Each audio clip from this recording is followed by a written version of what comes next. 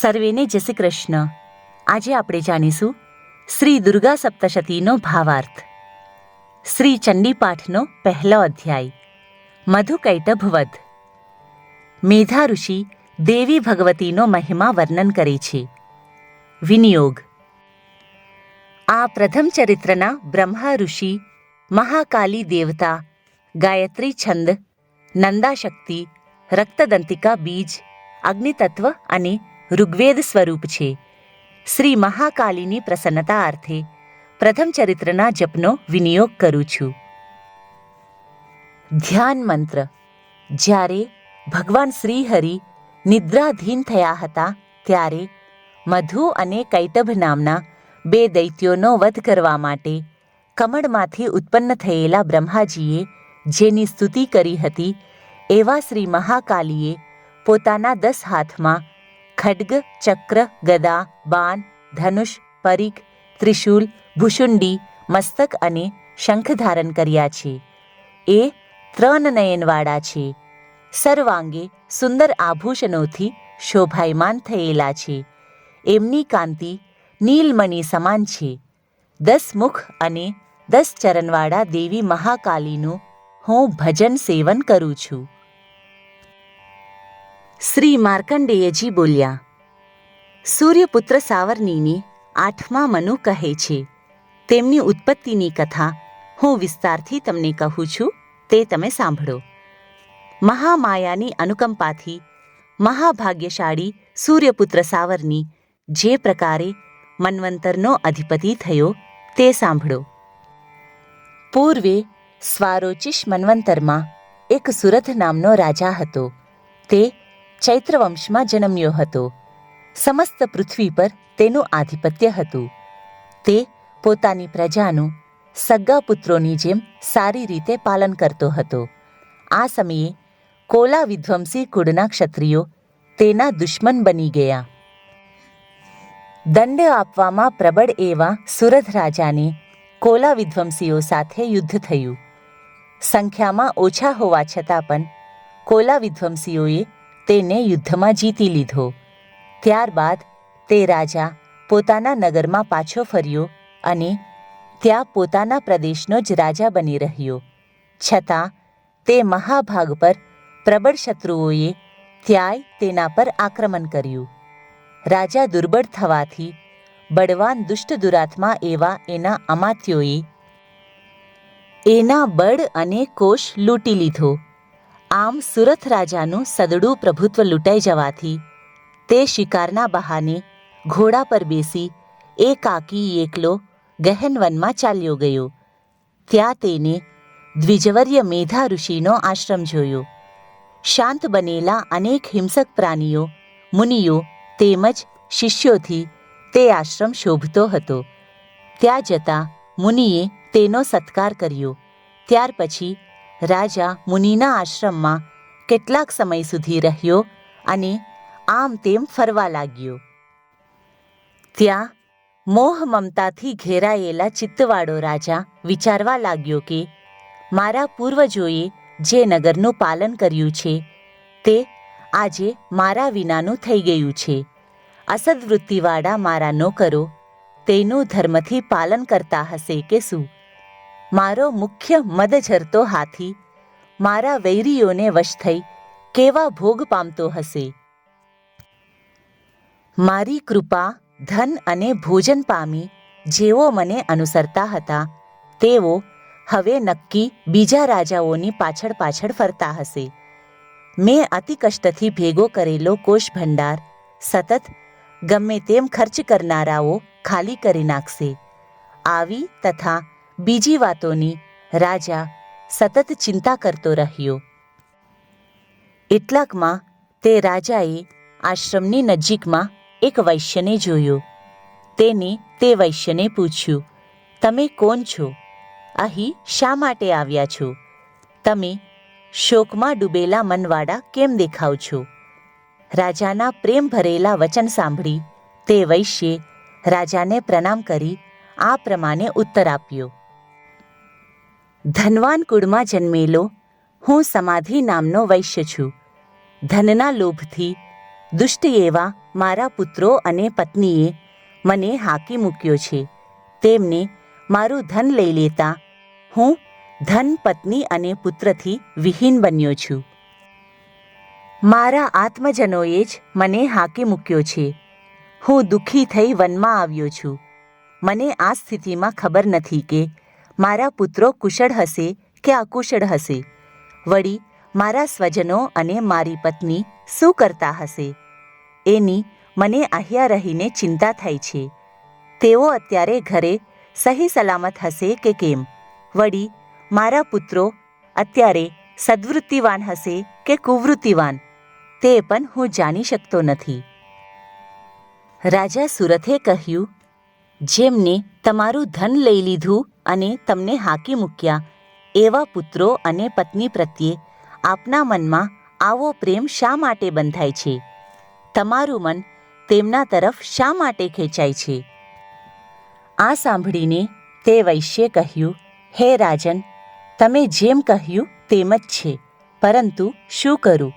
મારું મન કઠોર નથી થઈ શકતું.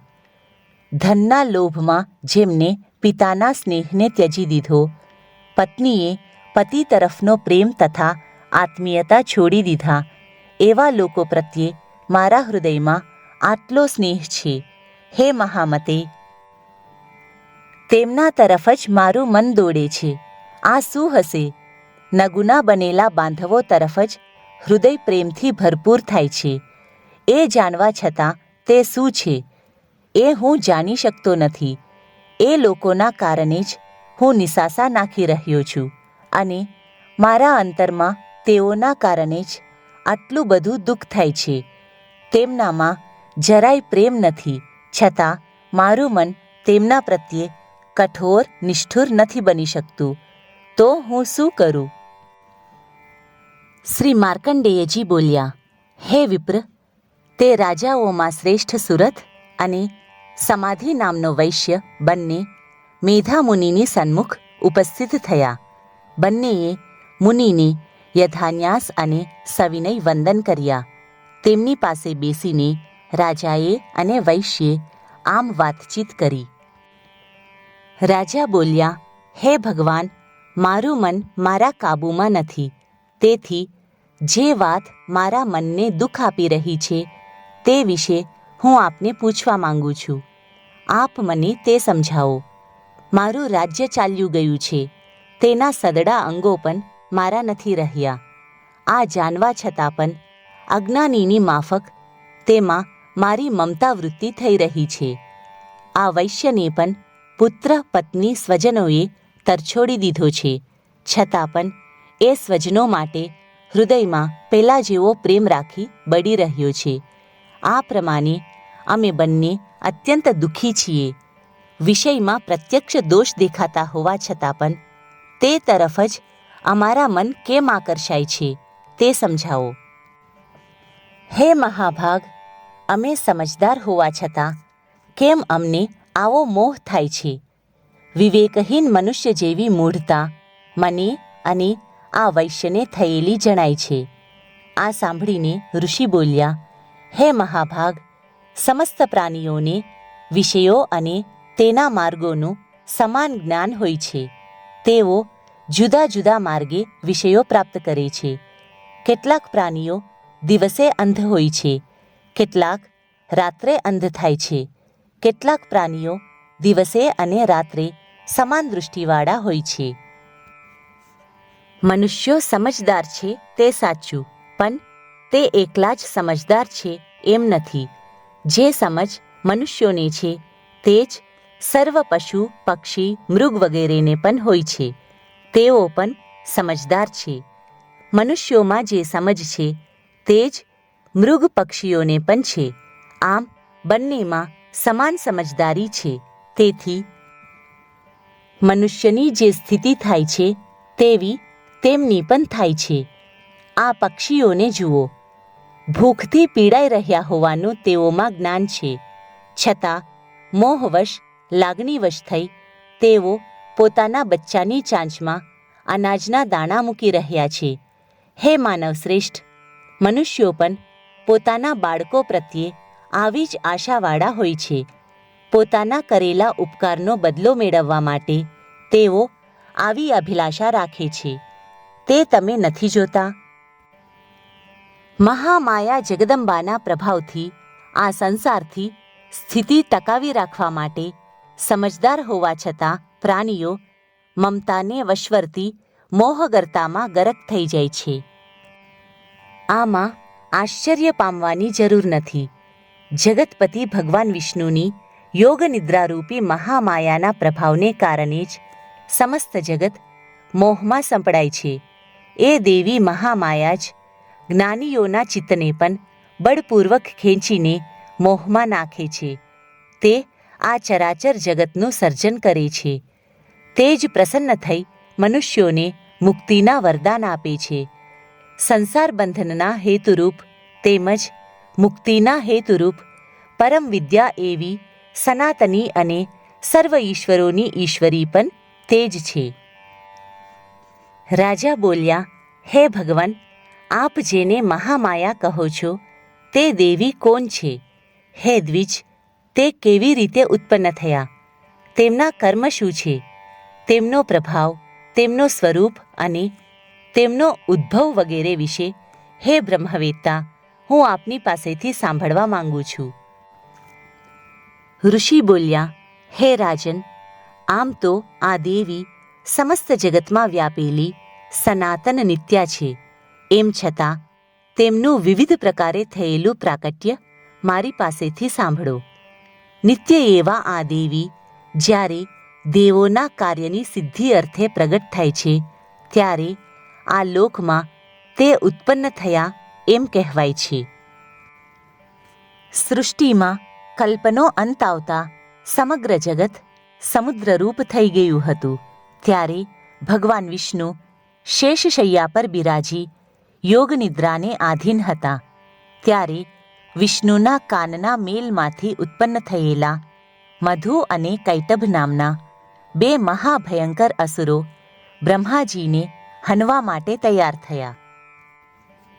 વિષ્ણુના નાભિકમળમાં બિરાજેલા પ્રજાપતિ બ્રહ્માજીએ આ બંને ભયાનક અસુરોને પોતાની તરફ આવતા જોયા અને ભગવાન જનાર્દનને પ્રસુપ્ત જોયા. ત્યારે એમને શ્રીહરિને જાગૃત કરવા તેમના નેત્રમાં નિવાસ કરી રહેલી યોગ નિદ્રાની એક ચિત્તે સ્તુતિ કરી. વિશ્વેશ્વરી, જગતને ધારણ કરનારી, સંસારની સ્થિતિ સંહારની કરનારી, અતુલ તેજસ્વી ભગવાન વિષ્ણુની એ ભગવતી નિદ્રાની બ્રહ્માજી આ રીતે સ્તુતિ કરવા લાગ્યા. બ્રહ્માજી બોલ્યા, તમે સ્વાહા છો, તમે સ્વધા છો, તમે જ વષટકાર સ્વરાત્મક છો. નિત્ય અક્ષર એવા પ્રણવમાં અકાર, ઉકાર અને મકાર એ ત્રણ માત્રાઓ રૂપે તમે જ રહેલા છો. એ ત્રણ માત્રા સિવાય જે બિંદુરૂપ અર્ધમાત્રા છે, જેનો વિશેષ રૂપે ઉચ્ચાર નથી થઈ શકતો, તેવી નિત્યા પણ તમે જ છો. તમે જ સંધ્યા અને સાવિત્રી છો તથા પરમજનની તમે જ છો. આ વિશ્વને તમે જ ધારણ કરો છો. તમે જ જગતનું સર્જન કરો છો. હે દેવી, તમે જ એનું પાલન કરો છો અને હંમેશા તમે જ એનું ભક્ષણ કરી જાઓ છો. જગતની સૃષ્ટિના સમયે તમે સૃષ્ટિરૂપ છો, પાલન સમયે તમે સ્થિતિરૂપ છો. હે જગન્મયી, અંતે સંહાર સમયે તમે સંહાર રૂપા છો. તમે મહાવિદ્યા, મહામાયા, મહામેધા, મહાસ્મૃતિ છો. હે દેવી, તમે જ મહામોહા, મહાદેવી અને મહેશ્વરી છો. ત્રણ ગુણને ઉત્પન્ન કરનાર સર્વની પ્રકૃતિ તમે જ છો. કાલરાત્રિ, મહારાત્રિ, મોહરાત્રિ અને દારુણા પણ તમે જ છો. તમે શ્રી છો, તમે ઈશ્વરી છો, તમે હ્રીમ છો. બોધલક્ષણા બુદ્ધિ તમે જ છો. લજ્જા, પુષ્ટિ, તુષ્ટિ અને શાંતિ તથા ક્ષમા પણ તમે જ છો. તમે ખડ્ગધારિણી છો, શૂલધારિણી છો, તમે ઘોર રૂપા છો. તમે ગદા ધારણ કરી છે, તમે ચક્ર, શંખ, ધનુષ્ય, બાણ, ભૂષુંડી અને પરિઘ જેવા આયુધ ધારણ કર્યા છે. તમે સૌમ્ય છો, સૌમ્યતર છો. અરે, બાકી સર્વ સૌમ્યમાં પણ તમે અતિ સુંદરી છો. પર અને અપરમાં તમે પરમ છો. તમે જ પરમેશ્વરી છો. અખિલ જગતમાં જે સત અસત વસ્તુઓ હોય તે સર્વની તમે જ શક્તિ છો. આવા તમારી સ્તુતિ હું કેવી રીતે કરી શકું? જગતને ઉત્પન્ન કરનાર, જગતનું પાલન કરનાર અને સંહાર કરનાર તે વિષ્ણુને તમે નિદ્રાવશ કરી દીધા છે. તો તમારી સ્તુતિ કરવા કોણ સમર્થ છે? મને, વિષ્ણુને તથા ભગવાન શંકરને શરીર ધારણ કરવા તમે જ સમર્થ બનાવ્યા છે. તો તારી સ્તુતિ કરવા કોણ શક્તિમાન થઈ શકે? હે દેવી, તમારા આવા પ્રભાવથી જ તમે આવી સ્તુતિ પામો છો.